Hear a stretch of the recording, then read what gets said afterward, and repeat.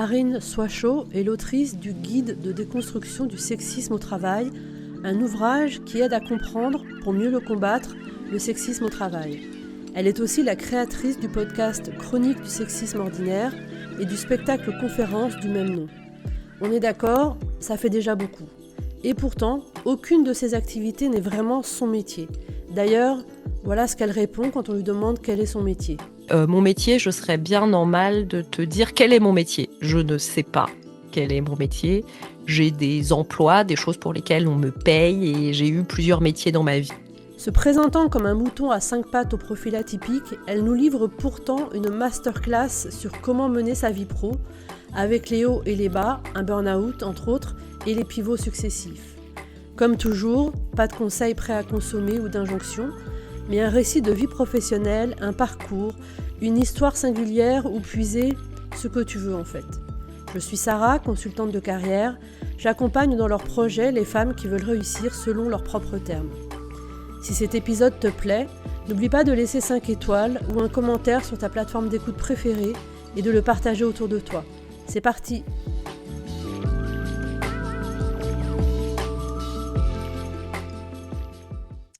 Aujourd'hui, j'ai le plaisir d'accueillir à mon micro Marine Soichaux. Bonjour Marine. Bonjour Sarah. Je vais te poser donc la première question que je pose à toutes mes invitées. Est-ce que tu peux te présenter sans dire ce que tu fais? Alors, je suis un mouton à 5 pattes et ma mission sur Terre, c'est de mettre de l'ordre dans le désordre. Alors, mouton à 5 pattes, je vois à peu près parce que on y reviendra au fil de notre entretien. Et mettre de l'ordre dans le désordre, ça te vient d'où et pourquoi? Alors d'où ça vient, je sais pas. Mais en tout cas, quand je regarde en arrière, je fais un peu le point sur qu'est-ce qui a pu motiver certains choix, certaines expériences, ou est-ce qu'il y a un point commun en fait dans toutes les choses assez différentes que j'ai pu faire. Et je dois reconnaître que mettre de l'ordre, euh, ça revient assez souvent. Alors non, je ne suis pas Marie Kondo. Euh, Mais dans plein de choses que je fais, ça se retrouve. Mettre de l'ordre dans les connaissances, je pense qu'on y reviendra. Mon premier métier, c'est la vulgarisation scientifique. Ça y est, je commence à parler de ce que je fais ou de ce que j'ai fait. C'est OK Mhm, pour la réponse ou c'est OK. c'est OK? Voilà, mon premier métier, c'est la vulgarisation scientifique. Et en fait, c'est mettre de l'ordre dans les connaissances et les expliquer et transmettre. Et c'est ce que je fais de nouveau dans mes activités actuelles. J'ai aussi, il y a par exemple un moment dans ma vie où j'ai été à titre bénévole trésorière d'un club de voile et j'ai mis à plat toute l'organisation, l'incompta. J'ai appris plein de choses d'ailleurs là-dedans. Je me suis passionnée pour la comptabilité. J'ai même fait des cours de gestion financière le samedi matin alors que rien ne m'y obligeait. Donc je crois qu'il y a quand même un truc chez moi sur Ouais, clairement. ce côté ordre. Et j'ai une passion pour le knowledge management, donc l'organisation de la connaissance quand j'étais dans un précédent job manager d'une équipe d'une vingtaine de personnes. Voilà un peu le wiki de l'entreprise où on mettait le mode d'emploi de plein de choses et j'étais directrice commerciale et je pense que le chapitre commercial de la boîte était le plus documenté et le mieux rangé. Et je m'en rendais pas compte à l'époque en le faisant, mais c'est un peu ma marque de fabrique. Et je me suis rendu compte que voilà, mettre de l'ordre dans le désordre, c'est ce qui caractérise pas mal de mes expériences et qui fait le fil rouge de toutes ces choses très diverses et variées que j'ai pu faire. Alors, je sais pas si tu t'en souviens, mais en fait, moi, la première fois que je t'ai vue, c'était à la première soirée bootcamp de Nina Raman. Et t'avais joué ton spectacle. Alors, je sais pas si tu l'avais joué en entier ou Ah, si tu avais joué une partie du spectacle. Je pense que tu étais au c'était début un du lancement du prototype, ouais. spectacle. Voilà. Et du coup, je m'étais dit, enfin moi j'avais été complètement bluffée par le spectacle et par ce que tu sais, et je m'étais dit en fait, et je me pose toujours la question, d'où t'est venue l'idée en fait de parler du sexisme sous forme d'humour et d'un spectacle genre One Woman Show quoi. Ouais, alors l'histoire de ce spectacle et du podcast qui va avec, parce qu'avant d'être un podcast, c'est un spectacle, mais l'idée originelle, c'était une idée de scène. Il y a quelques années, 4-5 ans maintenant, j'étais dans une phase professionnelle un petit peu difficile. Je me posais des questions. Je savais que qu'il fallait que je quitte le job où j'étais, où c'était devenu un peu compliqué. Bon, en gros, rien de très original, hein. J'ai fait un burn-out, tout ça, machin. Et comme je sentais venir le truc, j'avais entrepris un programme un peu type bilan de compétences, fais un point sur ta vie. Toi, trentenaire, quadra, urbain, CSP+, qui te pose des questions sur l'existence. Voilà, je suis complètement dans cette catégorie. Et au cours de ce programme qui était super, qui a vraiment été incroyable et un moment hyper charnière pour moi, il y avait un exercice à un moment donné qui était liste deux ou trois choses que tu as toujours eu envie de faire, que tu as toujours mis de côté. Et les prochaines semaines, tu vas faire un petit pas vers ça. La logique, c'était reconnecte-toi à tes envies, etc., etc. Et l'exercice consistait à lister des choses qui n'étaient pas d'ordre professionnel, plutôt, enfin, de préférence.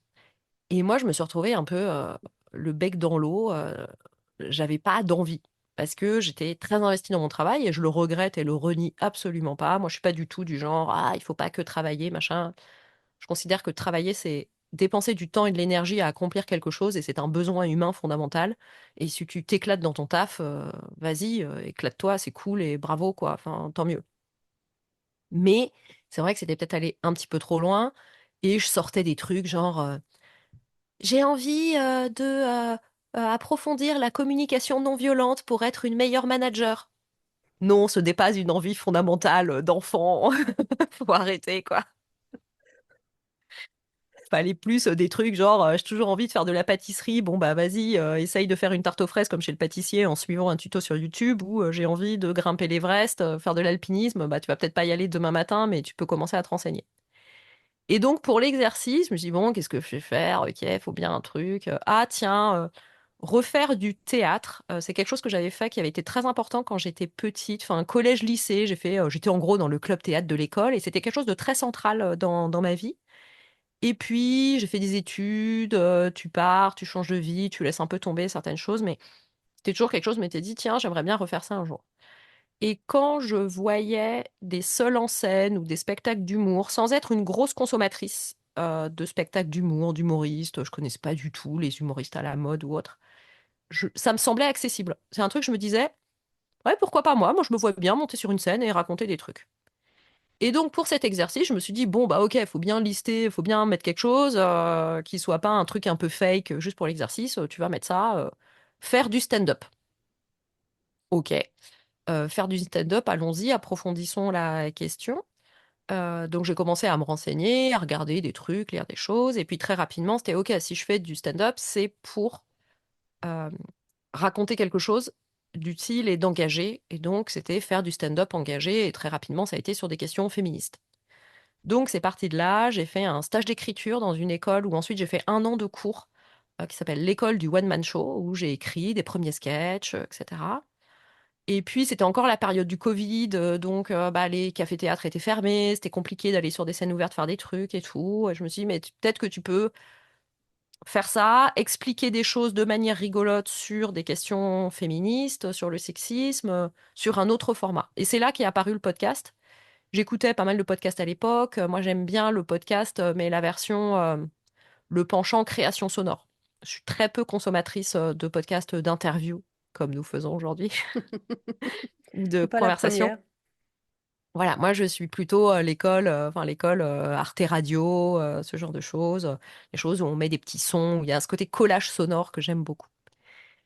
Et de là est né Chronique du sexisme ordinaire, le podcast qui débusque le sexisme dans les moindres recoins, ou dans le format historique qui existe encore, hein, qui j'essaye de faire une fois par mois. C'est 15-20 minutes où je raconte des histoires de sexisme invisible ou insoupçonné. Donc le premier épisode, par exemple, c'est le déneigement des rues en Suède. Vous vous demandez, mais quel est le rapport? Eh bien, allez écouter le premier épisode. Va falloir remonter un petit peu loin dans le flux parce que, il y a maintenant une centaine d'épisodes, je crois, mais vous allez le trouver. Et donc, j'ai commencé ce podcast, j'ai commencé à diffuser, etc., mais sans jamais oublier cette idée de scène. Et je me suis dit, tiens, bah, je vais faire les cours là de l'école du One Man Show, les cours comme on ferait, je sais pas, des cours de poterie une fois par semaine. Bah, moi, j'ai fait des cours de stand-up. Au cours de cette année, j'ai fait 2 ou 3 sketchs que j'ai testés sur des scènes devant des vrais gens et tout. Je me suis dit, ah, il y a un truc. Et donc, assez rapidement, a germé l'idée de d'adapter le podcast en un format scène euh, de 45 minutes, 1 heure, donc un vrai spectacle seul en scène, mais qui soit à mi-chemin entre la conférence TED et le stand-up. Des gens qui font du stand-up vont me dire ton truc c'est une conférence, des gens qui font des conférences vont me dire c'est du stand-up. Oui, bah c'est entre les deux, conférence spectacle, spectacle conférence, ou si vous connaissez, c'est un peu le format conférence gesticulée dans le courant de l'éducation populaire. Donc voilà comment ça s'est passé, comment j'ai travaillé. J'ai commencé à travailler là-dessus. Et l'événement que tu évoques, c'était un peu un test. C'est quand c'était vraiment les tout débuts. Je pense que j'avais 20 minutes à l'époque et que j'avais proposé ah, mais tiens, lors de l'événement, je pourrais faire un truc. Ça me permettait un peu de tester face à un vrai public. Et lors de cette soirée, je me souviens que j'étais ultra stressée. J'avais passé, le programme était complètement en retard. Et moi, je faisais les 100 pas dans le couloir en essayant de me concentrer. Et genre, il fallait que personne me parle. Parce que j'avais l'impression que si quelqu'un me parlait, j'allais oublier mon texte et m'effondrer. Maintenant, je suis vachement plus relax, hein. J'y vais un peu, ouh, allez, c'est bon. Parce que j'ai tellement travaillé, tellement répété. C'est énormément de travail. C'est des heures et des heures et des heures. Mais ça paye. Ça veut dire que maintenant, je suis tellement à l'aise avec mon texte. Je suis capable de, voilà, sur une phrase, bim, j'enchaîne et je suis un peu une autoroute. Alors attention, parce qu'il ne faut pas trop suivre l'autoroute non plus. Ça, c'est quelque chose que je travaille avec un metteur en scène maintenant. Mais voilà, maintenant j'ai beaucoup plus confiance dans mes capacités. Je l'ai joué une vingtaine de fois, donc j'ai plus du tout ce côté oh mon Dieu, ne me parlez pas, sinon je vais oublier mon texte et le monde va s'écrouler. Mais du coup, ce spectacle que tu joues maintenant, donc qui est à mi-chemin entre la conférence et le spectacle, c'est pas ton métier, d'une part, et d'autre part, pourquoi le sujet du sexisme du coup? Donc, à quel moment tu as pris conscience que c'était ce sujet-là que tu voulais aborder? Est-ce qu'il y a eu un événement déclencheur? Est-ce que c'est quelque chose qui mijotait en toi depuis longtemps?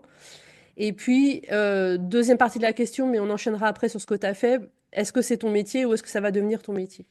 Alors, je ne suis pas comédienne. On me dit parfois, mais vous êtes comédienne? Pas du tout. Et mon métier, je serais bien normal de te dire quel est mon métier. Je ne sais pas quel est mon métier.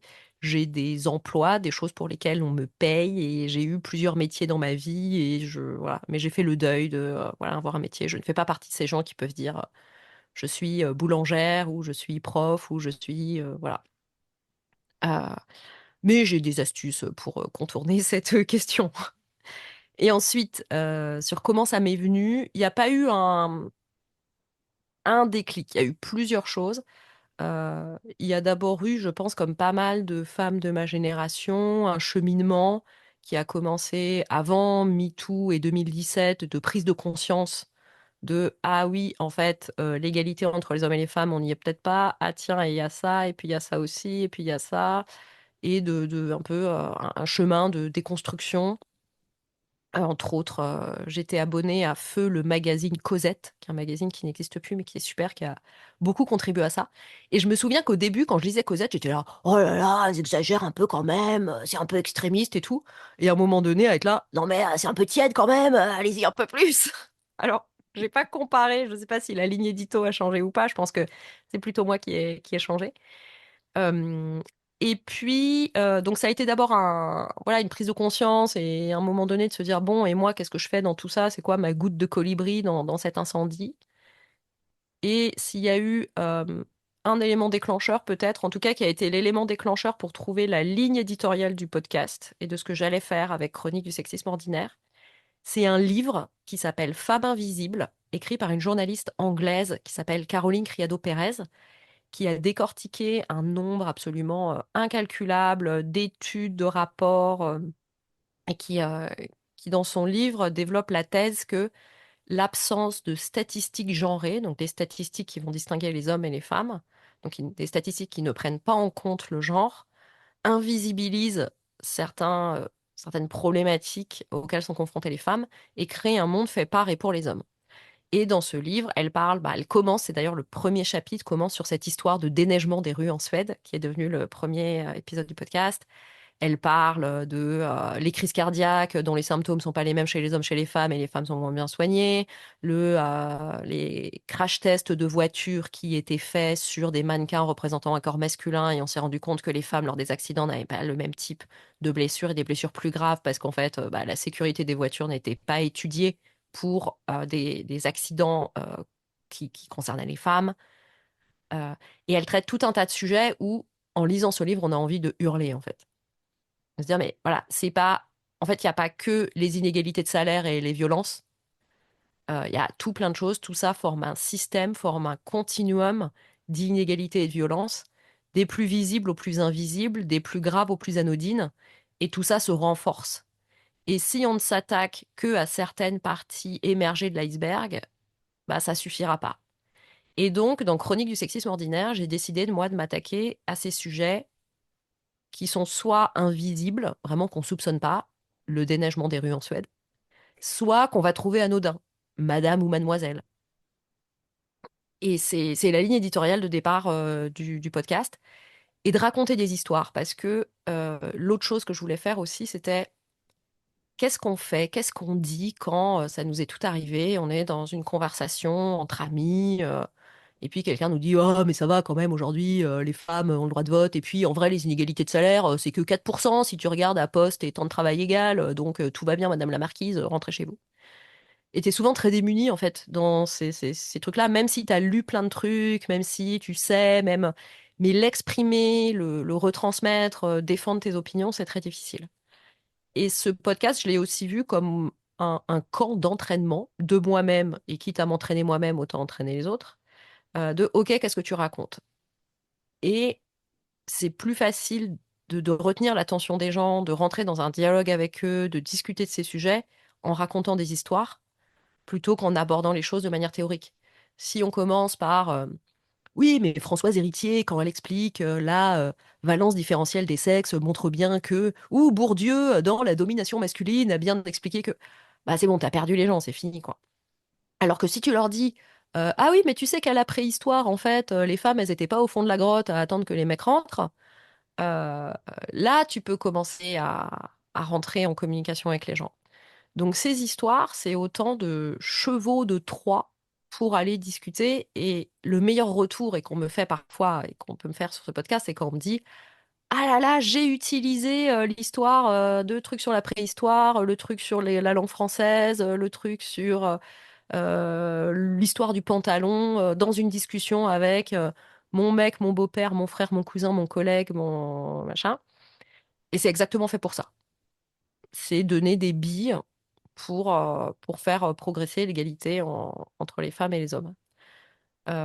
Voilà, et tout ça est parti, en fait, cette approche par le sexisme invisible ou anodin. C'est parti de ce livre, Femme invisible, de Caroline Credo-Pérez. Donc, s'il y a un déclencheur, c'est celui-là. Et puis l'autre déclencheur, bah, c'était cette phase professionnelle un peu difficile où je me suis demandé qu'est-ce que je fais de ma vie, machin, gna gna. À un moment donné, je me suis retrouvée en arrêt maladie, meilleure période de ma vie. Une fois passée la période très très dure et on commence un peu à remonter la pente, tout allait très bien. Alors, je savais qu'il fallait faire très attention, mais... Et ça a été un peu ma thérapie, ce projet. Je me souviens, c'était au printemps, au mois de mars, et il faisait très beau. J'habite à Paris, pas très loin du cimetière du Père-Lachaise, et je me promenais au cimetière du Père-Lachaise et j'écoutais des podcasts sur comment faire un podcast. Je lisais des livres sur la créativité. Et c'est à ce moment-là que tout s'est un peu mis en place. Enfin, en tout cas, que c'est mis en place les briques pour le podcast. Et du coup, tu dis cette période où tu étais en arrêt maladie, c'était après un burn-out, c'est ça? Bah, pendant, disons que voilà, ça allait pas bien du tout, et j'ai été en arrêt, ma médecin et la médecin du travail avec que j'ai vu et qui ont toutes les deux été formidables, m'ont poussé à m'arrêter parce que moi j'étais en mode mais non, mon équipe compte sur moi, je ne peux pas.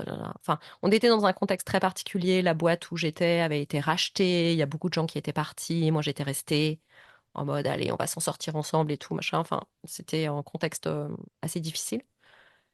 Et puis voilà, moi j'étais la candidate parfaite au burn-out, hein. Je cochais toutes les cases, bonne élève, surengagement au travail, valeur de loyauté plus, plus, plus. C'est ces gens-là qui, voilà, c'est pas les fumistes avec un poil dans la main qui font des burn-out. Clairement. Moi, je connaissais les symptômes. Je savais que j'étais une très bonne candidate. Je savais que j'étais dans un contexte propice à ça. Et donc, quand les premiers signes sont apparus, je les ai reconnus. J'en ai parlé avec ma médecin. Il se trouve qu'à ce moment-là, j'ai vu aussi la médecin du travail pour la visite que tu as de temps en temps, là, tous les 2, 3 ans et tout. Et les deux m'ont dit, va falloir faire quelque chose. Donc j'étais, non, non. Et puis au bout d'un moment, j'ai dit, il y a eu un jour où j'étais, ok, il va falloir y aller. J'avais rendez-vous avec ma médecin quelques jours après.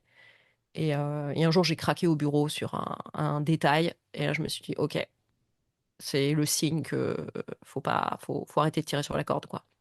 Mmh.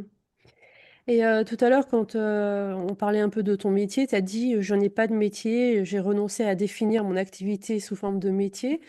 Et du coup, tu as démarré ta carrière, d'après ce que j'ai vu sur LinkedIn, qui est une source d'information hyper fiable, que tu avais démarré ta carrière en tant que prof de bio. Et donc, à partir de ce début, si c'est un début Alors, avéré, comment est-ce que tu en es arrivé là où tu en es aujourd'hui? alors, en théorie, je suis prof de SVT, mais je n'ai jamais exercé. En fait, j'ai fait une école prestigieuse de la République française qui s'appelle Normale Supérieure, l'école Normale Supérieure, euh, qui forme les personnes à travailler dans la recherche et l'enseignement. Et donc, moi, dans le cursus scolaire, c'était une école en 4 ans, après une prépa, tu passes l'agrégation, la troisième année. Ça fait partie du... Alors, je crois que maintenant, les élèves la passent beaucoup moins, mais à mon époque, on la passait encore beaucoup. Donc j'ai passé l'agrégation en mode bon prof, je sais pas, pourquoi pas, on verra. Et puis c'est sympa. L'année de la grecque, c'est comme la prépa, mais sans toutes les matières qui m'emmerdaient à l'époque, genre la physique, les maths, où j'étais beaucoup moins bonne que la biologie. Moi j'ai passé un très bon moment cette année-là. Bon, sauf la période où vraiment tu révises et tu potasses à fond pour passer les écrits, les oraux, mais j'en garde un bon souvenir. Et donc, j'ai été admise à ce concours. Ensuite, j'ai fait une thèse pendant laquelle j'ai validé mon agrégation. Bon, là, on rentre dans des détails un peu administratifs des concours de la fonction publique. Et j'ai été titularisée en tant que professeur de SVT. Mais comme je faisais ma thèse, en fait, j'ai été en gros en disponibilité pour terminer mes études et faire de la recherche. Et puis, je suis partie travailler. Moi, mon truc à l'époque, c'était les musées de sciences. C'est mon premier métier, c'est la vulgarisation scientifique. La recherche, c'était pas du tout mon truc. En tout cas, la recherche en biologie, genre la pipette, la paillasse, ça m'emmerdait royalement. Si j'avais continué dans la recherche en biologie, en sciences expérimentales, ça aurait plus été genre bioinformatique, de la modélisation en écologie, des choses comme ça. Et puis, je m'intéressais quand même beaucoup à des sujets sciences-société, genre les OGM. C'est un sujet dont on parlait beaucoup il y a 15-20 ans, dont on parle beaucoup moins, mais c'était un peu un sujet chaud. Le changement climatique, dont on parlait beaucoup moins qu'aujourd'hui. Et donc, en quatrième année, au lieu de faire un master en biologie moléculaire ou en écologie ou en je ne sais quoi, j'ai fait un master d'histoire et sociologie des sciences. Et un deuxième master, parce que pourquoi ne pas en faire deux, n'est-ce pas? C'est tellement plus drôle sur les musées de sciences. Parce que mon truc, moi, j'avais envie de travailler dans les musées de sciences, genre Palais de la Découverte, Cité des Sciences, etc. J'avais fait des stages là-dedans. Et j'ai fini par faire une thèse en sciences sociales, on va dire, sur le traitement du changement climatique par les musées de sciences dans leurs expositions et autres formats. Donc j'ai travaillé pendant 3 ans là-dessus, c'était très cool. Et j'ai ensuite travaillé plus en opérationnel dans les musées de sciences et je suis partie à La Réunion travailler pour le conseil régional de La Réunion pour construire un nouveau musée sur l'eau et l'environnement qui, spoiler, n'a jamais été construit. Mais moi, j'ai passé 3 4 ans à définir ce qu'il y aurait dans l'exposition, à dire comment ça allait s'appeler, à faire un plan de communication, à chercher de l'argent. Voilà, voilà. Donc, au final, en vrai, j'ai jamais été prof. J'ai jamais été face à une classe, j'ai jamais exercé et je ne suis plus, j'ai fini par démissionner de l'éducation nationale, je ne suis plus officiellement fonctionnaire d'État dans le corps des agrégés. Mmh. Et donc du coup, après ce musée qui n'a pas vu le jour finalement, mais sur lequel tu as quand même investi 4 ans de ton temps, qu'est-ce qui s'est passé? Alors j'ai fait un petit détour par l'Australie où j'ai chopé une bourse d'échange entre professionnels pour aller travailler 6 mois dans un musée à Perth. Perth, c'est la ville australienne que personne ne connaît, qui est dans l'ouest de l'Australie, totalement, c'est à 5 6 heures de vol de Sydney, Melbourne, tout ça. C'était hyper chouette, j'ai adoré, je serais bien restée plus longtemps, mais mon contrat durait 6 mois, le musée où je travaillais pouvait pas me garder, ils avaient pas les financements en fait, le projet sur lequel je travaillais, il y avait plus de sponsors, enfin bref. Et donc plus de contrat, plus de visa, et je suis rentrée à Paris. Et là, pour la première fois de ma vie, j'ai dû chercher du travail. Ça ne m'était jamais arrivé en fait, ça s'est toujours enchaîné. Et ça a été une période assez difficile, vraiment une traversée du désert. Mais qu'est-ce que je fais? C'est une époque où dans les musées c'était assez difficile, il y avait pas de boulot. Et en plus, au sein du monde des musées, j'avais un profil vraiment particulier. Donc déjà, moi, c'était musée de sciences, c'était pas le Louvre ou, enfin voilà, c'était pas musée d'art ou d'archéologie ou de choses comme ça. Et en plus, ce que j'avais fait à La Réunion, c'était chef de projet pour construire un nouveau musée. Mais en fait, ça n'existe pas, ces jobs. Ça arrive une fois dans une vie, ça ne... Voilà. Dans les musées existants, tu vas être chargé de communication, conceptrice d'exposition, chargé de collection, tu vas pas être...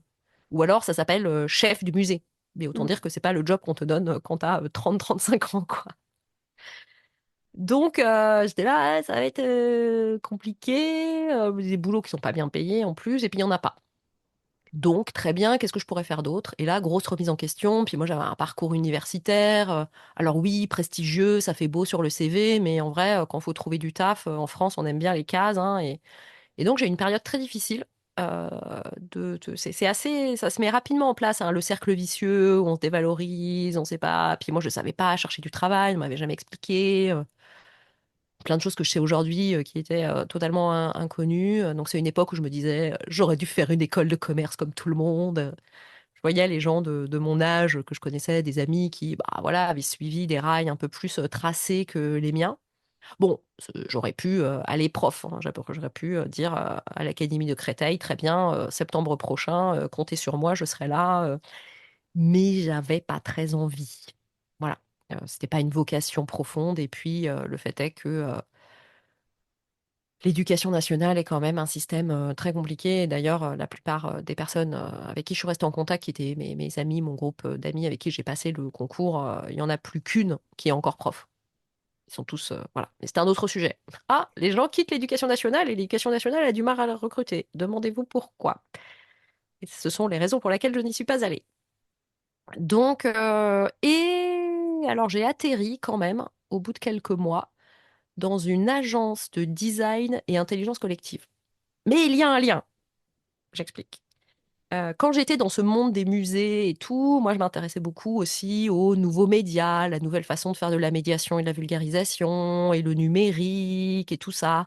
C'était un peu le début de la Startup Nation, le monde des geeks et des hackers et tout ça.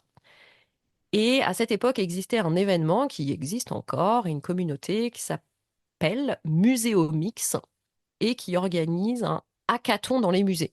Un hackathon, c'est des gens qui se rassemblent. Alors, c'est plutôt un truc tech, informatique, et qui, les gens, pendant 2-3 jours, vont coder un machin et produire une nouvelle appli, par exemple. Bah là, l'idée, c'était, on rassemble des gens qui sont pas forcément du monde des musées, mais qui ont des compétences qui peuvent être intéressantes. Alors, on définissait quel type de compétences, il y a un peu des rôles, et ensuite, on était en équipe. Et le musée qu'on investissait pendant un week-end, alors qui était d'accord, hein, on n'arrivait pas en mode, on n'était pas des squatteurs.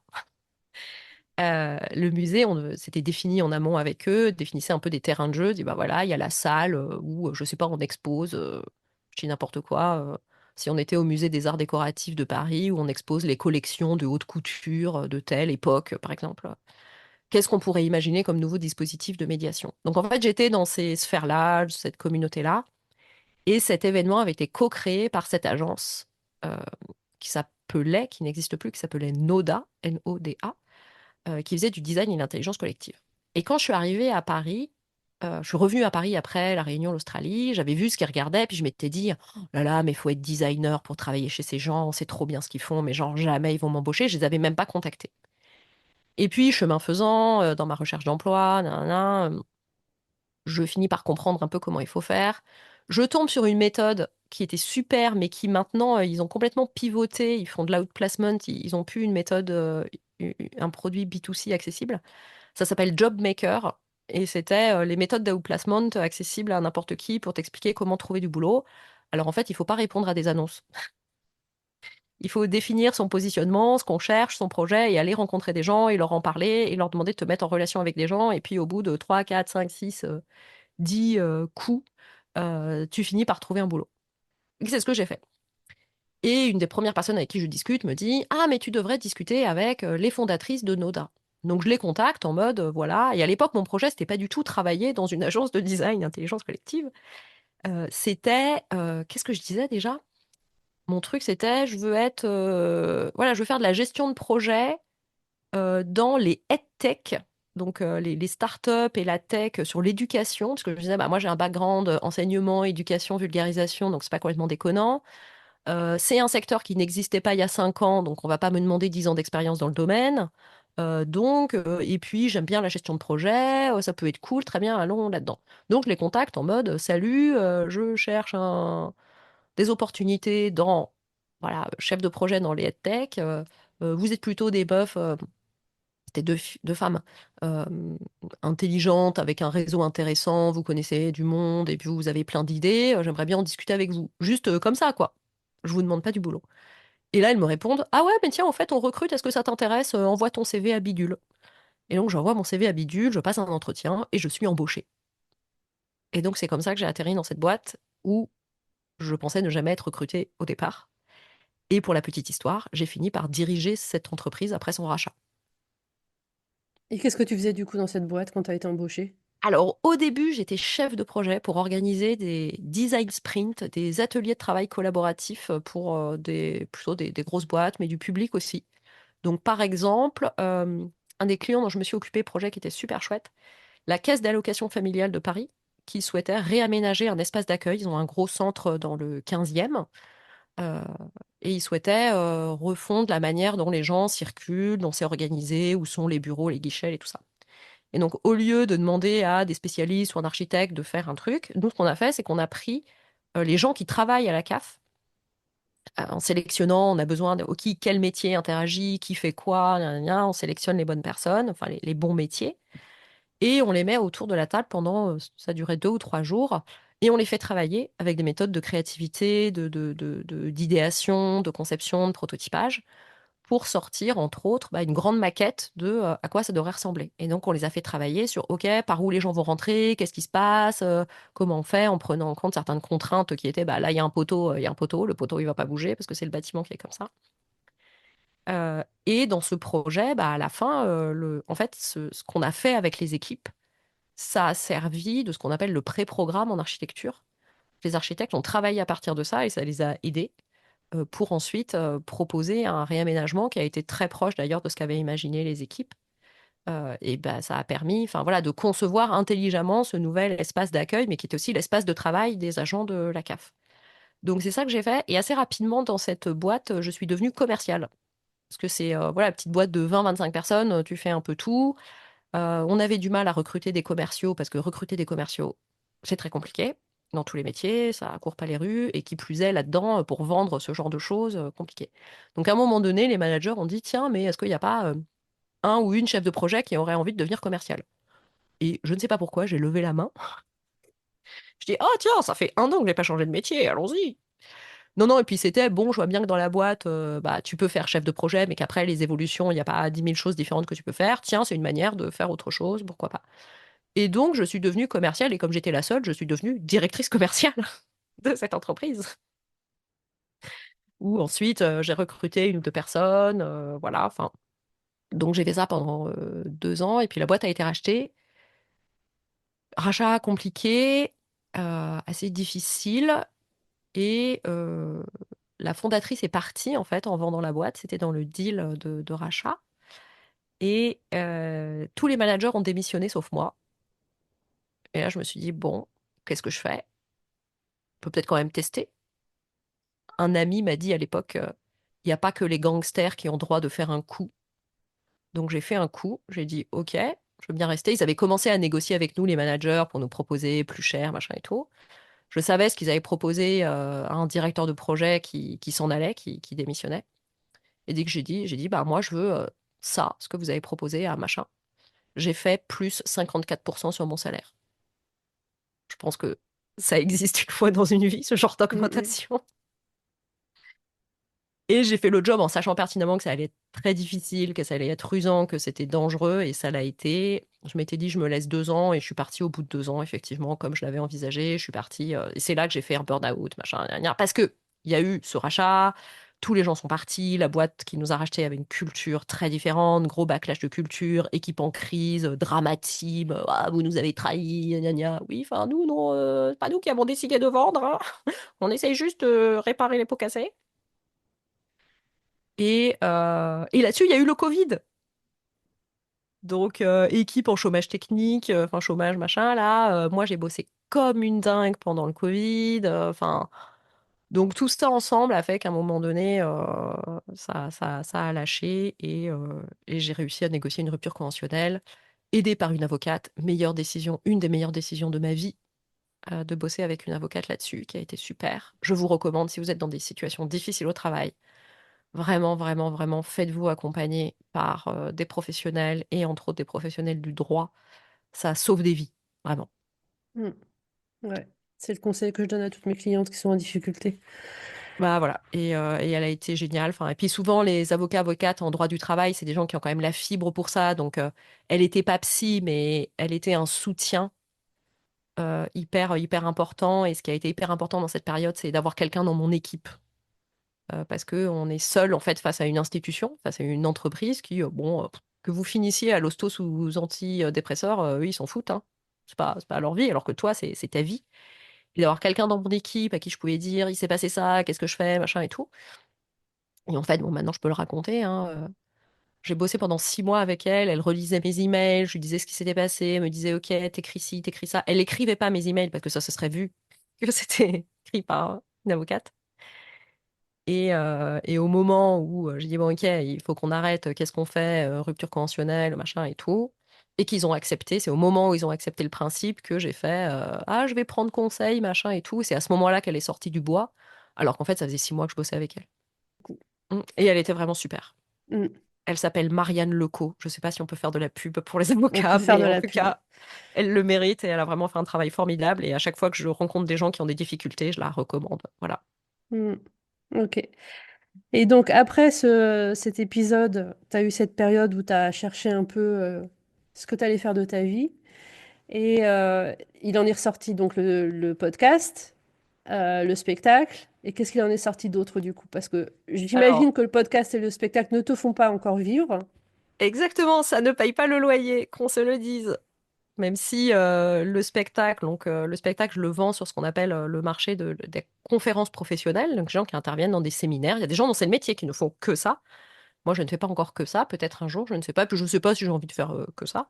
Et puis je m'étais dit aussi, bon, les questions de sexisme, tout ça, c'est sympa, mais j'ai pas envie de bosser que sur ces questions parce que c'est des sujets qui sont lourds quand même, qui sont difficiles, qui moralement, psychologiquement, te travaillent, quoi. C'est pas un truc que tu peux mettre ensuite le vendredi soir, dire, allez, c'est fini, je m'en occupe plus. Enfin, ça, c'est quelque chose qui prend aux tripes, c'est pas anodin. Et j'étais assez consciente, moi, de tous les dangers en termes de. Puis je sortais d'un burn-out, hein, de santé mentale. Le burn-out militant, ça existe. Donc, j'ai assez vite mis en place des choses aussi pour un peu me protéger et pas me faire bouffer par ça. Et, et puis d'un point de vue aussi stratégie, un peu de carrière, c'était bon, c'est bien gentil ces trucs, mais peut-être qu'un jour tu n'auras plus envie de faire ça. Peut-être que il y aura pas de boulot. Faut pas que tu t'enfermes trop là-dedans. En fait, moi, quand on revient quelques années avant, là, quand après les musées, avant cette agence de design, j'ai une petite traversée du désert en mode qu'est-ce que je fais de ma vie, machin et tout. euh, J'avais, avec cette expérience en agence, je m'étais un peu racheté une virginité, quoi. Je m'étais racheté un CV un peu présentable. De ah oui, ça va, on comprend un peu, voilà, quoi. Donc je me disais, ouais. Bon, alors en vrai, ça y est, j'ai tout cassé, je suis de nouveau pas présentable et inemployable. C'est la vie, je crois que c'est mon destin. Mais c'est ce qui m'avait aussi retenu de partir pendant longtemps, tu vois, en mode, mais enfin, ça y est, tu t'es sorti de cette espèce de truc, mouton à 5 pattes chelou, de thèse, musée, machin, biologie et puis sciences sociales, qui ressemble à rien, et où en France on te dit, ah, c'est intéressant, nous aimons les profils atypiques, nous sommes ouverts, ah, blablabla, et puis en fait, derrière, quand il s'agit de t'embaucher, rien du tout, quoi. C'est peut-être pas la même chose aux Pays-Bas ou ailleurs, mais en tout cas, en France, tu le payes, en fait. Mm. Le profil atypique, tu le payes très cher. Et donc, voilà, je me dis, bon, qu'est-ce que tu vas pouvoir. Puis si tu as envie de faire ce podcast, ce machin, ce truc, va falloir quand même que tu gagnes des sous avec autre chose, mais en ayant suffisamment de temps pour le faire, parce que si tu as un job, même si tu as un job au 4/5e, jamais tu vas avoir assez de temps pour le faire. Très bien, travaillons en freelance. Ok, qu'est-ce que je vais faire en freelance? Qu'est-ce que je sais faire? Bon, bah, j'ai été commercial pendant 4 ans, mais faire que de la vente, pas forcément envie. Le commercial, c'est quand même un métier de, de, comment dire, d'imprévu, de pression, de montagne russe émotionnelle. Tu montes très bas, tu descends enfin, tu montes très haut, tu descends très bas. Et ce qui avait été dur à la fin, c'est que moi, à la base, je venais d'un contexte, la thèse, où j'ai bossé pendant 3 ans toute seule avec mes bouquins et mon ordinateur dans mon coin, à produire un machin de 400 pages. Je suis passée de ça à, en quelques années, tu interagis avec 40 personnes différentes par jour et tes slots de concentration durent 20 minutes. Il fallait trouver un juste milieu. Et donc, je me suis dit, ah, mais tiens, finalement, ce qu'il y a avant le commercial, le marketing, le growth, un truc un peu plus méthode, système. J'avais une copine qui s'était lancée là-dedans. Je dis, ça me parle, vas-y, je vais faire ça. Bon, j'ai pas trop réfléchi. Et je me suis rendu compte un peu tard que ce qui me plaisait là-dedans, c'était des choses qui étaient difficiles à vendre en freelance sans avoir un gros track record et beaucoup d'expérience. Et ce qui se vendait plus facilement, c'était faire en gros se positionner par exemple spécialiste Google Ads, Meta Ads, et ça m'intéressait absolument pas. Donc à un moment donné, je me dis ok, alors ça va être compliqué. Là, la marche elle est un peu haute et tu peux pas passer en même temps la marche podcast et compagnie et la marche growth marketing. Ok, qu'est-ce que tu sais faire d'autre? Et puis à ce moment-là est arrivée une mission par cet ami qui faisait du growth marketing qui me dit tiens, j'ai une cliente, écoute, elle cherche quelqu'un, j'ai pensé à toi. Elle propose une formation, un bootcamp pour les avocats. C'est une ancienne avocate. Elle apprend aux avocats à se vendre. Elle a un truc qui marche bien, mais elle voudrait faire une V2. Je pense que tu serais la bonne personne. Et effectivement. Et donc, ce que je ne savais pas que ça existait. J'ai fait du Learning Experience Design, du design de formation, de l'ingénierie pédagogique. Et j'ai refondu les contenus de ces vidéos de formation pendant quelques mois. Alors, c'était pas à plein temps, hein, mais ça s'est étalé sur plusieurs mois et j'ai adoré. J'ai kiffé. Je me suis dit, tiens, ce côté conception de formation, machin, sympa. Ok, bon, gross marketing, compliqué, il y a ça. Au passage, je découvre le concept de no-code ops, le fait de gérer les opérations avec des outils no-code, donc des outils qui permettent de créer un peu des outils, des petites applications sur mesure sans avoir à coder, entre autres avec un outil qui s'appelle Notion, que j'utilisais moi depuis de nombreuses années, qui a explosé depuis, et où je me suis rendu compte qu'il y a des gens qui payaient pour que des gens leur construisent des choses sur Notion. Ce que moi je faisais dans mon ancien job. Ce fameux wiki d'entreprise que j'avais ultra nourri et structuré, il était fait dans cet outil. Et je me suis dit, ah tiens, tu pourrais faire ça aussi. Donc j'ai un peu creusé cette piste-là. No code ops avec du Notion et de l'automatisation. J'aurais bien kiffé de faire ça. Mais c'est pas ça qui a cranté. Et au final, sont revenus dans mon assiette, en fait, sans que je le cherche vraiment, des sujets formation.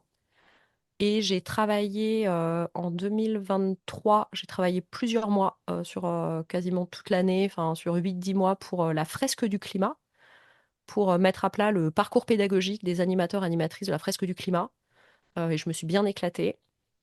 Et puis 2024, ça a été un peu compliqué, pas trop de contrats, grosse remise en question, mais finalement, qu'est-ce que je fais? Je cours trop de lièvres à la fois, les no-code ops, la formation, les trucs sur le sexisme, c'est le bordel, pour un peu recentrer. Et je me suis dit, OK, 2025, mon objectif, c'est de retrouver une mission qu'on dit en régie dans le monde du conseil, donc me vendre quelques jours par semaine pour un client, pouvoir travailler sur du long cours, parce que ce que j'arrivais à faire en no-code-ops, du Notion et des trucs comme ça, c'était des petits projets.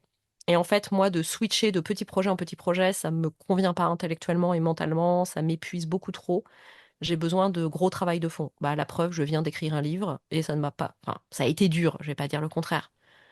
Mais je sais faire, en fait. M'enfermer pendant 6 mois et bosser sur un truc, je sais faire, c'est mon mode de fonctionnement. Donc, je me suis dit, là, 2025, j'ai envie de retrouver une mission un peu long cours où on a le temps de aussi interagir dans une équipe, pas juste être là ponctuellement et puis repartir. Et il se trouve, un peu par hasard, juste en checkant des annonces, je travaille depuis le mois de janvier pour la communauté Betagouv, qui dépend de la direction interministérielle du numérique, sur des questions de design de formation. C'est revenu, je crois que c'est clair maintenant que c'est plutôt ça mon truc. Donc Betagouv, ça développe, c'est une communauté, un programme d'incubation qui développe des services numériques publics en mode start-up, en mode produit de façon agile. Donc, c'est des méthodes aussi. Moi, j'ai expérimenté dans cette agence de design. Il y a quand même un lien avec des expériences passées. Je suis une ancienne fonctionnaire, etc., etc. Donc, c'est un peu une mission qui aligne pas mal de choses et où c'est assez cool. Et donc, en ce moment, je bosse 2-3 jours par semaine pour la communauté Betagouv et je développe Chronique du sexisme ordinaire et mon expertise sexisme et plus particulièrement sexisme au travail, puisque en 2024, quitte à ne pas gagner d'argent, eh bien, faisons quelque chose qui permet d'en gagner quasiment pas. Écrivons un livre. On reviendra sur le livre parce que évidemment j'ai envie d'en parler avec toi, mais juste une question. Tu as été commercial pendant plusieurs années et tu venais du monde académique. Et généralement, quand on accompagne des gens en reconversion, académique, commercial, c'est un peu les deux opposés sur la carte. Et donc, comment est-ce que tu es passé de l'un à l'autre et est-ce que tes capacités, tes compétences de commercial, tu t'es formé pour ça ou est-ce que tu as découvert que ça marche bien pour toi? Ouais, alors j'étais commerciale sur une chose un peu particulière. Je vendais pas des yaourts ou des fenêtres, quoi, ou des voitures. Je vendais de la prestation intellectuelle que je connaissais parce que c'est ce que j'avais opéré comme chef de projet. Donc en fait, je vendais. Si vous connaissez un peu le monde du conseil, dans le monde du conseil, il y a des boîtes où il y a des commerciaux, mais il y a plein de cabinets de conseil où il n'y a pas de commerciaux. C'est les fondateurs, fondatrices ou les partenaires ou les managers qui vendent ce qu'on va appeler un peu du technico-commercial aussi dans d'autres domaines. C'est que ben, faut être un peu du métier pour vendre, sinon ça marche pas. Donc moi, c'était ce contexte. C'était pas vends ça, vends des carottes alors que tu pourrais potentiellement vendre des choux, quoi. Je vendais de la prestation intellectuelle un petit peu complexe et je parlais pas de commercial. D'ailleurs, moi, à mes équipes, j'utilisais le terme d'avant-vente. Et moi, je considère que dans ce genre de choses, l'avant-vente, c'est le début du travail avec le client. Donc, nous, notre travail, c'était de concevoir des ateliers de travail collaboratifs pour aider les clients à résoudre des problèmes. Et en fait, tu commences à bosser avec le client à partir du moment où tu lui parles. Tu lui parles, tu commences à travailler avec lui, tu commences à réfléchir avec lui, avec elle. Et à un moment donné, tu signes un devis pour aller plus loin. Et donc, en fait, c'était assez naturel de le considérer comme de l'avant-vente. C'est-à-dire qu'on va concevoir ce qu'on va ensuite opérer ensemble. Et donc, on commence à imaginer ensemble dans la discussion. Et en plus, nous, on vendait du design. Et le principe de base du design, c'est que c'est des approches de conception qui sont centrées utilisateurs, où tu écoutes, tu explores, tu observes tes utilisateurs. Et donc, en fait, écouter, observer, regarder nos clients, ce n'était que mettre en œuvre des méthodes qu'on utilisait ensuite dans notre processus de design. Donc, c'était hyper naturel à mon sens. Et après, bon, il y a des petits trucs que tu apprends sur le tas. Et puis j'ai appris bah, avec les deux fondatrices de la boîte aussi, avec les directeurs, directrices, enfin les managers de l'équipe qui vendaient aussi. Voilà, t'apprends à faire une propale, t'apprends. On faisait beaucoup de marchés publics, ça j'ai appris sur le tas. Voilà, mais la relation de base de vente, c'est-à-dire qui consiste à rentrer en communication avec quelqu'un, comprendre son problème, trouver une solution avec lui, et que cette personne considère que tu es la bonne personne pour déployer cette solution avec lui. Bah en fait, c'était assez naturel pour moi et c'était assez naturel vu ce que faisait l'entreprise dans laquelle je travaillais. Mais je sais pas, je serais capable d'être commercial sur autre chose que ce genre de truc en fait. Alors je le fais, si dans mes multiples petites choses en cours, je fais un peu de vente aujourd'hui. Je fais du closing commercial pour des boîtes de formation sur des produits de formation avec une machine marketing très poussée. Et donc moi j'ai les gens en rendez-vous final et où en fait vendre de la formation, bah, c'est pareil, c'était en communication, tu as une discussion qui est en fait assez intime avec les gens. Parce que tu parles de où t'en es, qu'est-ce qui se passe dans ta vie, sur quoi tu as envie de progresser, ce qui est finalement assez proche de quand je parlais avec un directeur de la CAF, si on reprend cet exemple. Très bien, qu'est-ce qui se passe? C'est quoi les problèmes dans l'espace d'accueil? Ah oui, les gens, ils attendent trop longtemps. Ah, les collaborateurs, les agentes, ils sont stressés parce que les gens sont en colère. Donc c'est parler avec les gens de leurs problèmes en fait. Et s'il s'agit de vendre quelque chose où il faut parler avec les gens de leurs problèmes, ce qui est quand même le principe de base de la vente en vrai, euh, bah, j'arrive à le faire assez facilement. Ok. Et je voulais te poser une question sur un peu la même question sur le management aussi, parce que c'est pareil quand on vient de l'académie, qu'on n'a pas forcément l'habitude de manager, ou en tout cas on n'est pas formé au management. Et pour aborder cette question, je voulais reprendre quelque chose que tu as dit dans un épisode de ton podcast, justement, quand tu t'entretiens avec Laetitia Vito, et tu as dit, quand j'ai écrit mon livre, la troisième partie, j'avais l'impression d'écrire le management pour les nuls. Et du coup, bah, justement, toi, quelle est ta perception, ou quelle était plutôt ta perception du management quand tu étais manager? Est-ce que tu as eu besoin de te former? Comment ça s'est passé? Et Ouais. est-ce qu'elle a évolué, ou est-ce que le fait d'écrire le livre t'a donné un autre regard sur le management? Mm. Alors, bah, comme beaucoup de gens, j'ai été bazardée manager, un peu, j'ai sauté du haut de la falaise en espérant que le parachute s'ouvre, quoi. Comme ça arrive très souvent, t'es bon dans ton métier. Puis, en plus, moi, j'étais dans une petite boîte de 20-25 personnes et tiens, vas-y, tu prends en charge ça. Et puis, tiens, bah, peut-être que Bidule, il pourrait bosser avec toi. Puis, tu te retrouves manager de facto. Alors, il y a quelque chose de particulier, c'est que moi, je travaillais dans une entreprise qui était une agence de design, de facilitation, on travaillait sur l'intelligence collective. On travaillait sur ce qu'on appelle le future of work. Mes boss avaient écrit un livre sur le corporate hacking, comment hacker l'entreprise de l'intérieur. Donc, il y avait une culture autour de la notion de travail, de comment travailler ensemble, qui était hyper forte et très fertile et très saine. Et une grosse réflexion, vu qu'on vendait des méthodes de travail à nos clients, bah, on se les appliquait à nous-mêmes et on le faisait vraiment. Tout n'était pas rose dans cette entreprise, mais ces choses-là fonctionnaient très bien. Et il y avait un collectif de travail qui fonctionnait très bien, avec des gens incroyables. Moi, si je pouvais, si demain tu me donnes quelques millions d'euros en me disant vas-y, monte une boîte, je recrute ces gens, tu vois, je vais les chercher. Euh, pour la plupart d'entre eux, c'est certain. Euh, donc, j'ai été, je me suis frottée au management dans ce contexte qui était très favorable à prendre en main un rôle de manager, qui, je pense, n'est pas du tout le cas dans plein d'autres contextes. Euh, et puis, j'étais dans cette entreprise où il y avait déjà voilà, une culture de travail très forte, des process et des rituels qui étaient en place, qui étaient aussi très structurants. Donc, quand tu arrives manager dans ce contexte, alors que tu l'as jamais été, c'est beaucoup plus facile. Et puis, il y avait une confiance et on pouvait un peu tout se dire avec les autres managers, on s'épaulait beaucoup, donc ça a aussi été très favorable.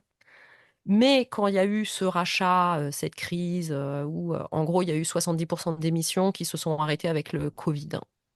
Donc ça a vraiment été une hémorragie. Mm. Euh, on a reconstitué, donc tous les managers sont partis sauf moi. On a fait monter manager d'autres personnes qui étaient déjà dans l'équipe et avec qui, et ça c'est une fierté de ma vie professionnelle, on aurait pu se tirer dans les pattes, ça aurait pu se passer très mal entre nous. Mais parce qu'il y avait cette culture de travail hyper forte auquel chacun tenait et qu'on a réussi à préserver, et on était quatre, c'était moi et trois autres personnes, trois hommes d'ailleurs, j'étais la seule femme. Et tous les quatre, même si en théorie sur le papier j'étais la chef, mais en vrai, enfin moi je considère qu'on était co-manager et co-dirigeant de cette entité qui n'était plus indépendante, même si administrativement elle l'était, mais bon, on était devenu la BU d'un cabinet de conseil, quoi. On est resté hyper solidaires, on a vachement bien bossé ensemble, euh, on a réussi, on est resté alignés. Et c'est à cette époque, et ça va faire le lien avec le livre, que je suis tombée, je sais plus comment, je crois que je l'ai entendu dans un podcast, sur le livre de Ludovic Giraudon. Je sais pas si tu connais Non, je connais pas. cette personne. C'est un mec qui a monté une boîte, un site web, genre un site web de sortie à Paris, un truc comme ça, enfin un média qui a plutôt bien marché, qui l'a revendu, bien revendu, enfin belle aventure entrepreneuriale, et qui à la sortie de ça s'est dit mais qu'est-ce que j'ai appris finalement, qu'est-ce que je fais de tout ça? Ah bah tiens, en fait ce que j'ai appris c'est à manager, parce que j'ai monté une boîte, j'ai recruté des gens, j'ai géré des gens, ça m'a appris plein de choses, finalement c'est ça que je retire de cette expérience.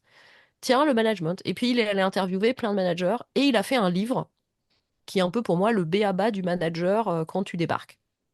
Et j'entends, je crois, une interview dans un podcast, j'achète son bouquin qui est devenu, il a cartonné ce livre, mais c'était le tout début, je crois qu'il était publié, il est publié en auto-édition. C'est un gros succès d'auto-édition pour les gens qui s'intéressent à comment publier un livre, machin et tout. Bon, c'est assez exceptionnel, hein, mais dans le milieu, mais il s'est retrouvé en tête de gondole à la Fnac à un moment donné, quoi. Enfin, moi, je l'ai vu. Et ce livre, ça a vraiment été une boussole c'est à la fois, il donne à la fois du recul, il donne des clés de compréhension pour comprendre ce qui se passe. Ah, en fait, c'est ça. Ah, c'est comme ça que fonctionnent les êtres humains. Intéressant. Et en même temps, très pratico-pratique. Ouais, bon, une fois que ça c'est dit, concrètement, toi, quand tu dois recruter, voilà une méthode, pas à pas, voilà la recette, comment faire pour t'en sortir, quoi.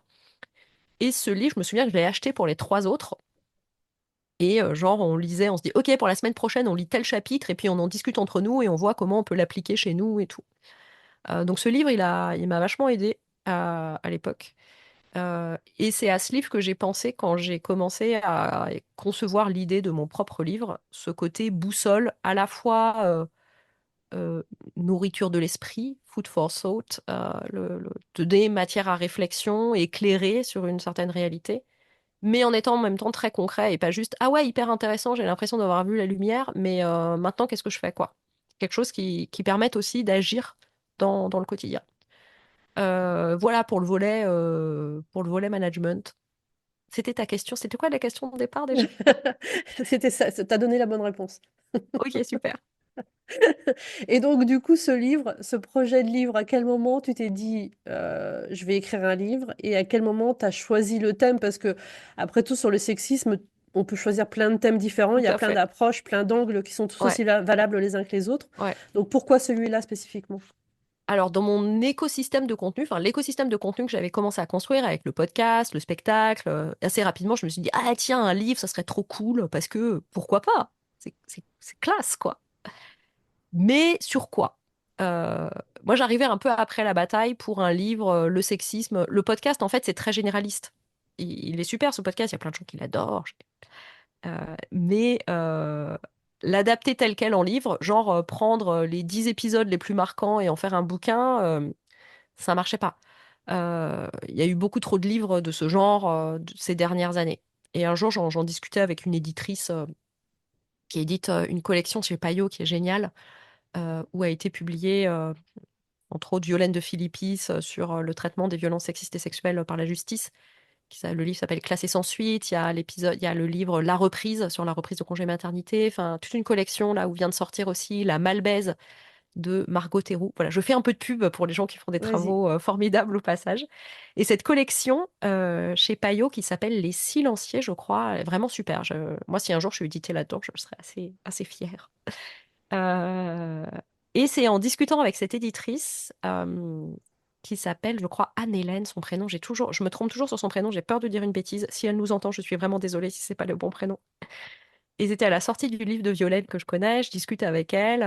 Je dis ah oui, tiens, j'aimerais bien éditer un livre. Elle avait aussi édité des adaptations de podcasts en livre ou des adaptations de. Elle avait travaillé entre autres sur l'adaptation en livre d'un YouTuber sur l'économie. Et je l'avais vue d'ailleurs dans un festival de podcast où elle parlait de ça et tout. Donc je profite de la croiser là, de manière informelle dans cet événement pour en discuter avec elle. Et c'est elle qui me dit, ouais, mais aujourd'hui, là, sur les sujets féministes, faut un angle hyper précis parce que sinon, il y a trop de choses, ça marche pas. Un livre reste un produit, hein, il faut être différenciant. Et une maison d'édition, la première chose qu'ils vous demande, c'est qui la cible, c'est quoi votre différence par rapport à ce qui existe déjà, etc. Donc j'étais là, ok, il va falloir trouver un truc. Il va falloir trouver un angle, quoi. Et un jour, je sais plus trop comment, je crois que c'était à vélo, je me suis dit, ah, mais tiens, le travail. En fait, en parallèle de tout ça, j'ai aussi commencé à travailler avec un organisme de formation spécialisé sur les violences sexistes et sexuelles au travail. euh, voilà, je connaissais la fondatrice et un jour je lui parle de, bah, c'était quand je lançais le spectacle un petit peu, enfin que j'écrivais le spectacle, je disais tiens, parce que ça pourrait intéresser tes clients, puis voilà le texte, si tu as le temps de relire, j'aimerais bien avoir ton avis, qu'est-ce que tu en penses et tout. Bon, au final, on n'a jamais collaboré sur le spectacle, mais elle me dit, tiens, mais moi je cherche des formatrices en ce moment, est-ce que ça t'intéresse? Je m'étais toujours dit, ah, j'ai pas envie de faire que de trucs de sexisme et tout, mais bon, au bout d'un moment, tu as acquis une expertise sur un truc, autant le vendre et s'en servir, quoi. Donc j'ai accepté et j'ai appris plein de choses d'ailleurs avec cette boîte qui s'appelle Equiwork et où je donne encore aujourd'hui des formations violences sexistes et sexuelles au travail. Et en fait, je me suis dit, mais tiens, sur ce qu'on fait avec Equiwork en formation, où on explique qu'est-ce qui est autorisé, pas autorisé, c'est quoi le harcèlement sexuel, c'est quoi les agissements sexistes, quelles sont la responsabilité de l'employeur, des managers, des trucs. C'est quoi le bouquin qui parle de ça en fait, un peu le bouquin de référence? Eh ben, il n'y en a pas. Ou alors des choses très confidentielles ou très axées pour les RH, mais pour le ou la manager que j'ai été, qui est un peu paumé, qui essaye de bien faire, mais qui est pris entre trois ou quatre feux différents. Le livre à la Ludovic Girondon qui te prend par la main, te permet de comprendre et en même temps est très concret, eh ben, il n'existait pas. Et sur les livres sur le sexisme au travail, parce que j'ai fait le job d'aller voir un petit peu, donc regarder sur les plateformes, aller à la Fnac, en librairie, tu regardes ce qui existe sur le sujet. C'est beaucoup et quasi exclusivement des livres de women empowerment. Des livres qui s'adressent aux femmes pour leur dire, qui s'adressent aux femmes et à certaines femmes, aux femmes cadres qui ont des professions intellectuelles, les 1% du haut de la pyramide. Allez, meuf, vas-y, sois la meilleure version de toi-même. Tords enfin le coup à ce syndrome de l'imposteur et brise le plafond de verre avec un cure-dent. You can do it. Voilà, Sainte Sheryl Sandberg, si tu nous entends. Alors, je jette pas totalement l'opprobre sur ce genre de choses, et moi-même, c'est quelque chose qui m'a nourri dans mon questionnement et mon cheminement sur ces sujets. C'est une porte d'entrée vers des sujets féministes qu'il faut pas négliger, et à un moment donné, le monde du travail étant ce qu'il est, faut aussi apprendre à jouer des coudes et à tirer son épingle du jeu, donc c'est utile. Mais ça ne peut pas être la seule et unique réponse aux inégalités professionnelles entre les hommes et les femmes. Donc en fait, ce livre, voilà, il est né de, tiens, j'ai pas de bouquin à recommander aux gens que je vois en formation. Genre, vous avez envie d'aller plus loin, ce livre, il est vraiment super, ça va vous aider. Et puis, ce truc, tiens, mais comment est-ce qu'on prend par la main les managers et comment est-ce qu'on... Et c'est là qu'est né le concept du livre, qui est arrêtons de demander aux femmes de résoudre le problème et de briser le plafond de verre avec un cure-dent. Arrêtons de demander aux femmes d'aller jouer au rugby dans l'équipe masculine, mais adressons-nous aux arbitres et à la fédération pour changer les règles du jeu pour que on puisse enfin tous et toutes y jouer à égalité. Donc adressons-nous, et moi je me suis choisi de m'adresser aux managers, mais on peut aussi s'adresser aux dirigeants, aux DRH. Et moi j'ai voulu m'adresser aux gens qui sur le terrain au quotidien ont la capacité, ont une petite ou une grande marge de manœuvre pour changer les choses et avoir de l'impact. Quand on est manager, on recrute, on gère des carrières, on anime des réunions, on organise le travail et on peut faire en sorte qu'il y ait moins d'inégalités professionnelles entre les hommes et les femmes. Et c'est l'ambition de ce livre. Donc ce livre, tu le destines directement au manager, en fait. Voilà, alors il est écrit, il est orienté comme ça, mais en vrai, toute personne qui s'intéresse au sujet va trouver des choses intéressantes. Ma maman l'a lu. Ma maman a 75 ans et elle était prof dans l'éducation nationale toute sa vie. Donc, elle m'a dit, bon, la partie sur le recrutement, j'ai pas lu quand même parce que ça m'intéressait pas trop. Mais en fait, les DRH, les dirigeants vont y trouver des choses intéressantes. Les gens managés qui ne sont pas managers vont y trouver des choses intéressantes parce que vont trouver qu'est-ce que leur manager serait censé faire. Et en fait, la première partie du livre, c'est le sexisme au travail, où est-ce qu'on en est, état des lieux, pourquoi, comment, d'où ça vient, les mécanismes. Et donc, bah, si tant est qu'on s'intéresse à ces sujets, en fait, c'est éclairant. La deuxième partie, c'est les violences sexistes et sexuelles. Que dit la loi? Qu'est-ce qui est autorisé? Qu'est-ce qui ne l'est pas? Avoir des repères très concrets, des exemples. Et ça, bah, en fait, si on travaille dans une organisation de plus de une personne, c'est intéressant de savoir, d'avoir des repères. Et c'est vraiment la troisième partie qui s'adresse spécifiquement aux managers, où on parle posture managériale, recrutement, gestion des carrières, organisation du travail, etc., etc. Je l'ai pas lu en entier, j'ai commencé à le lire et ce que j'ai vachement, ce que j'apprécie vachement dans le bouquin, c'est toutes les parties où tu dis, quand on t'oppose tel argument débile, comment le démonter point par point, un Ouais, peu ce que les tu disais au encadrer. début sur les histoires et tout ça, quoi. Et je trouve ça hyper Ouais. intéressant parce que c'est pas forcément ce qu'on attend dans un livre qui s'adresserait à des managers, dans lequel on va plutôt attendre comment faire, comment ne pas faire, etc. Et là, il y a vraiment le côté aussi, ben, tu es autour du déjeuner à midi avec tes collègues, quelqu'un t'oppose ça quand tu dis ça, qu'est-ce que tu Qu'est-ce que tu réponds et réponds? qu'est-ce que tu Ouais, peux ouais. faire, quoi. Ouais, c'est les encadrer objections Mm, dans le livre. Et puis en vrai, quand tu es manager et que tu commences à travailler sur ces sujets, que tu as envie de faire des choses, tu vas te prendre ces mm, objections et ces remarques. Donc tu as besoin en fait de ces éléments-là. mm. Ok. Euh, et du coup, d'autres projets de livres ou l'envie de devenir autrice à temps complet, conférencière à temps complet ou pas du tout? Alors pour l'instant, pas d'autres livres, hein, ça suffit. Cette année, je me suis donné interdiction de créer un nouveau gros machin. C'est-à-dire que année 1, le podcast. Année 2, le spectacle. Année 3, écrire le livre. Année 4, sortir le livre. Maintenant, l'objectif là de 2025, c'est stabiliser, capitaliser, générer, si j'y arrive, un revenu, quelque chose, enfin avoir trouvé un business model là-dessus. Et là, maintenant, c'est alors continuer à faire tourner le podcast, hein, continuer à y avoir des épisodes, un par semaine, etc. Essayer de faire en sorte que ça me prenne le moins de temps possible. Et maintenant, je suis évidemment beaucoup plus efficace et je travaille beaucoup plus rapidement qu'au tout début. Donc, continuer ça parce que ça m'éclate, parce que c'est le format de départ, parce que, voilà, je je vais continuer. Pour l'instant, arrêter ce podcast n'est absolument pas un sujet.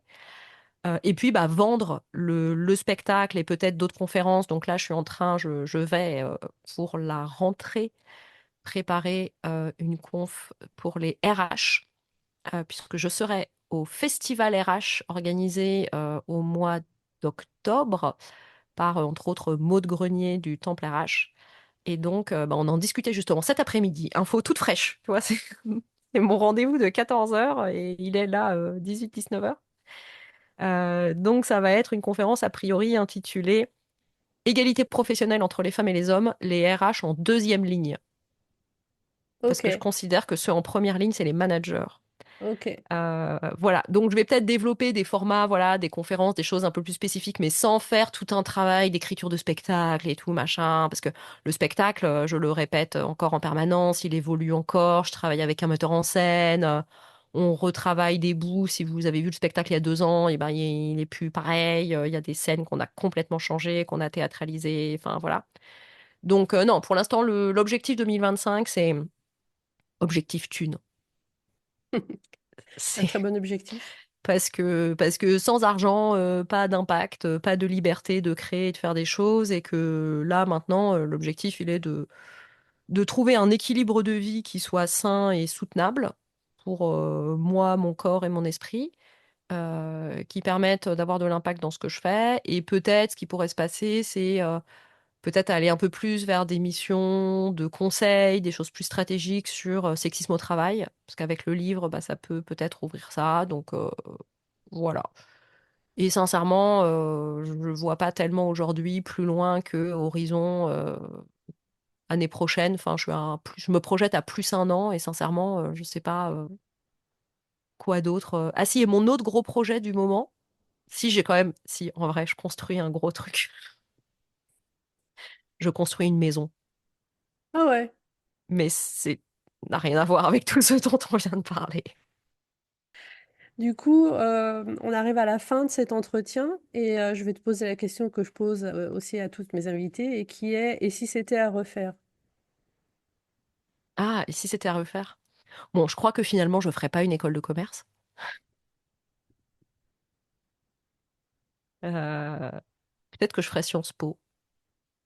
Euh, Et si c'était à refaire, non, je crois que je changerais pas grand-chose en vrai, hein, même si tout ça n'est pas très confortable de changer de vie, de métier tous les 4 matins. Mais je crois qu'on est dans un monde où ça va de plus en plus être comme ça. Donc, si tout ce que je viens de raconter était à refaire, si, il y a sûrement des choses que je ferais différemment, ou je ferais plus rapidement, ou que des erreurs que je referais pas. Mais les grands choix dans l'ensemble, je pense que je les regrette absolument pas et je ferai pareil. Écoute, merci beaucoup pour ton temps, Marine. Merci à Euh, toi.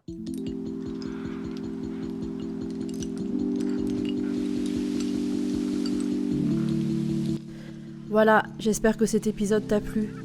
Laisse-moi un commentaire, envoie-moi un email, dis-moi ce que t'en penses. Et à bientôt!